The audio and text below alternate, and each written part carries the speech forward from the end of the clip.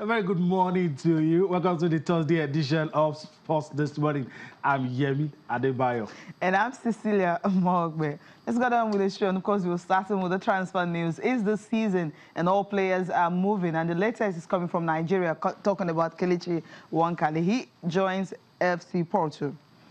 All right, good one for the young lad. Hope to see more from this young lad. A lot is expected from him, especially after his performance in that friendly against Atletico. All right, still talking football. Let's move on and talk about this one. Some of us thought it wasn't going to happen, but it did. He is now the most expensive goalkeeper anywhere in the world. Talking about Alisson Becker of Brazil, now of Liverpool, formerly of Roma. That's the story this morning. You never thought that a goalkeeper would cost this much, 75 million euros. That's the money. It makes the one they paid for Gianluigi Buffon in 2001, makes it look like chicken change. Yeah, nothing. And what Manchester City did with Anderson too, yeah. Not really great. But then it's shocking to know that the person who actually got this guy is the one who says he'd rather not be a manager than spending so much money in getting players. He's gotten two in a row, a defender and, of course, a goalkeeper. Liverpool, obviously, are gunning for EPL title and the Champions League. And they did not get it without this money. You ask some questions. Out on the program, AJ talking about Anthony Joshua is calling out Deontay Wilder out again. He says he really wants to be the best. He should make the fight happen. When will it happen? Fingers crossed. Yeah, that's what's on everybody's mind. You know, borrowing some of the words that Anthony Joshua used. You need some top names on your resume. You need some... Look, we don't call Muhammad Ali the greatest boxer for fun. He's defeated a lot of top guys in his division. Joe Frazier, George Foreman. I mean, a lot of all the top Sonny Liston, a lot of all the top boxers in his era. There's hardly anyone that Ali didn't step into the ring with. There's hardly anyone that he didn't beat. He lost on some occasions too, but he fought. And you know, these days boxers are no more gladiators; they are money grabbers. That's what people call them. So we just start from there this morning. Yes, of course. Talking about boxing, Anthony Joshua saying, "Look, even I'm going to fight Povetkin. Look, Wilder, let's make this happen. You say you're great. You say you're the best. You need my name on the resume. If you're really great." Tell the world that you've beaten Anthony Joshua. And the only way you can do that if you step into the ring with him. Yeah, I think it's been dragging for a long time. We actually said something concerning this in the sense that we said this fight should not happen. It should happen. And if it's not going to happen anytime soon, there's no point talking about it. But when you have those boxers coming out all the time to actually talk about this issue, just wanting the fight to happen. And of course, we know there's a mandatory challenger and all that. Povetkin, that's going to happen September 22nd, sealed, signed and delivered. But then the big one that everyone is anticipating might just happen 2019, maybe around April, I don't know, 2 years after fighting another thing, Cecilia, it could just happen. Another thing, Cecilia, we want both boxers to fight in their prime. Not when they are like not 38. when they are old. You saw what happened with this guy. You know. Okay, what's a weight? Okay. Heavyweight. Mike Tyson, Lennox Lewis. Yes. And even though Lennox Lewis can tell us he beat Tyson, I, for one, would say, why did you fight Tyson in his prime? In his prime. Okay. Before all the troubles, before all of this. If Evander Holyfield can tell me he beat Tyson, I'll take it. I'll take that. But if Lennox Lewis comes and say, because he didn't fight him in his prime. Okay. And so, look, both fighters should make it happen now. Not when one is 36 and the other is... Deontay, obviously, in his prime.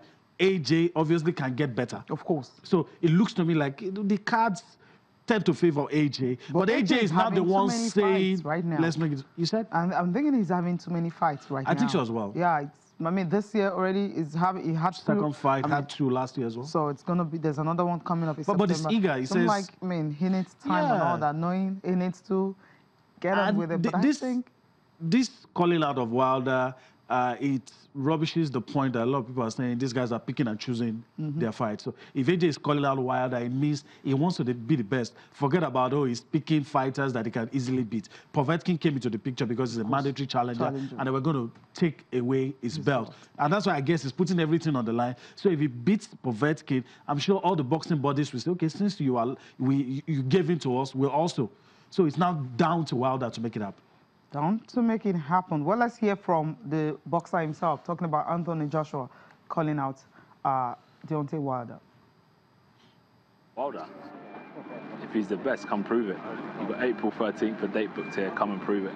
You know, if you are the best, let's make it happen. Yeah, 100%. He does, 100%. I.e. Foreman, Fraser, Ali, Norton. You need Joshua, Wilder, Klitschko. You know, you need these type of names on your resume.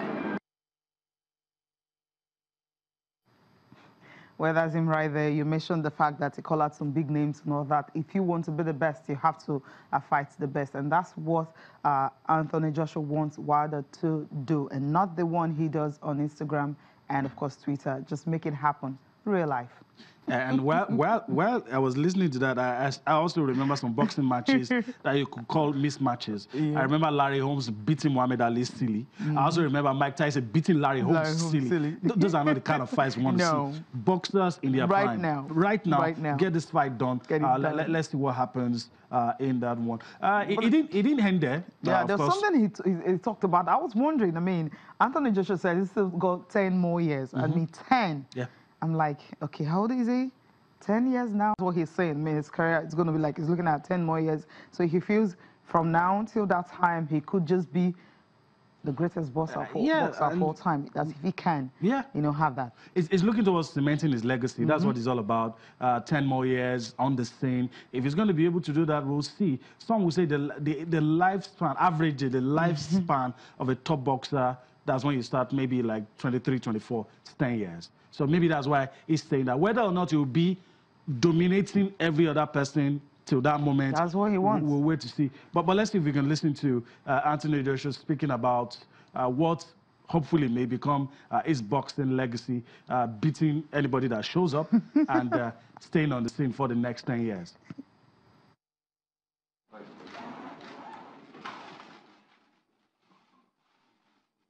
AJ is a big boy. He's 28 now. If you add 10 to 28, that's like 38, which is pretty cool because we got Vladimir Klitschko, for instance, was 41, right? I mean, he retired when he was 40.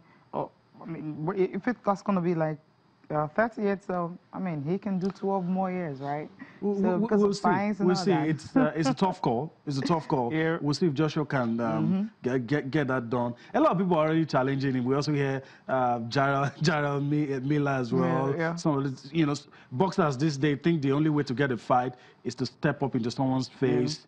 And, Anthony Joshua obviously wasn't happy about that incident. So we'll see a lot of things that will happen. But, of course, to earn the respect that he deserves, everybody feels this fight should happen. And when it happens, whoever wins would probably be regarded as the best among the bunch right now. But then again, some have already said, don't rule out Povetkin from all of this equation, because if he beats Joshua, if he does, I mean, all the belts will belong to him. So we'll see what happens. That's the way it is. Okay, now let's move to France, talking about Tour de France, where you have that the overall leader of Britain's Gareth Thomas is actually the guy right now. He's now the overall leader with an impressive victory at that stage 11. For him to be able to do that implement, it's just going to be turning hands all the time.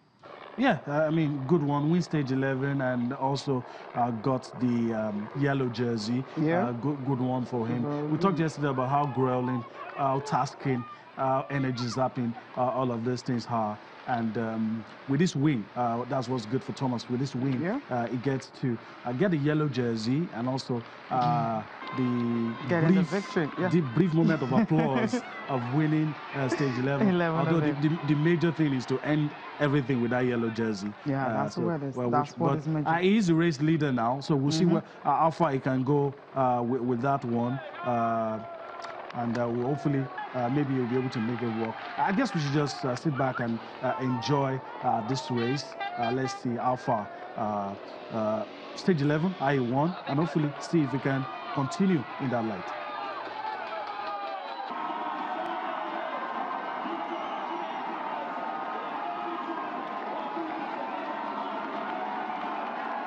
Seront de retour dans les prochaines minutes et on aperçoit Tom Dumoulin qui redescend à la ligne d'arrivée.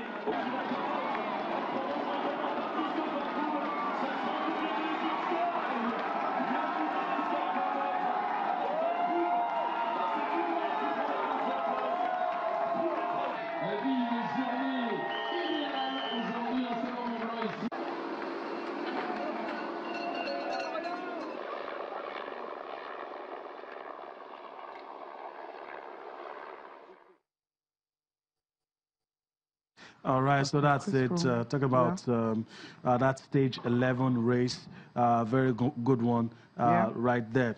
We saw Chris Froome, in third, and of course we have a second place, Tom Dumoulin finishing second. So Team Sky more like 1-2. So cool. Strategy worked. Strategy worked, right? I guess so. All right. Before we leave this segment, let's talk about Rory McIlroy. You know, the things that he's been saying. A lot of people have, started complaining and saying, look, he slowed down of some sort. And he has come to play down, some of the expectations. Look, don't expect me to be winning majors the way Tiger Woods won it. A lot of people felt that he started like a house on fire. Mm-hmm. He has slowed down. Some way he has slowed down. He said, look, I still have some good years in me, but it probably accepts the fact that you're likely not going to have anybody that could not burst onto the scene like Tiger did and be that dominant in the early stages. And that is just trying to play down the expectation. He raised the bar a little, but obviously Tiger's standard is very, very high. It's very high. I mean, when you have the way Tiger Woods was winning majors at that time, it was as if it was going to be out of fashion very soon. But then having a kind of a golfer to really emulate that, you understand how difficult that will be. Because knowing Tiger Woods, I mean, the kind of form he was, except the crisis he started having from 2008, 2010 and all that. But then before that, we knew Tiger Woods was one of the best, on course and all that. Still is, but the thing is, he hasn't been able to win a major. But the British Open, that is starting today and all that, tee-off gets underway today. You have Tiger Woods, one of the contenders, whatever tournament is going in for. He's always a contender. We'll be speaking about him. Dustin, unfortunately, always a contender. Whoever wins, whether you win or not, we'll still be talking about Tiger. I mean, that's how dominant he was. The spotlight will always be on him, win or lose. We'll see what happens. But I won't rule out Rory McIlroy.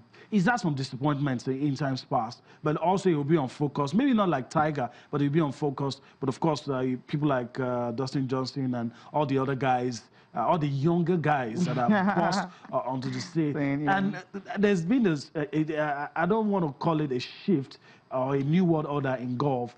You used to think that the older guys do better, but nowadays it's the younger guys in their early 20s, just coming off the stage, doing well, surprising everybody, going all the way. And we'll see what happens with this one. But Tiger says, look, I feel good.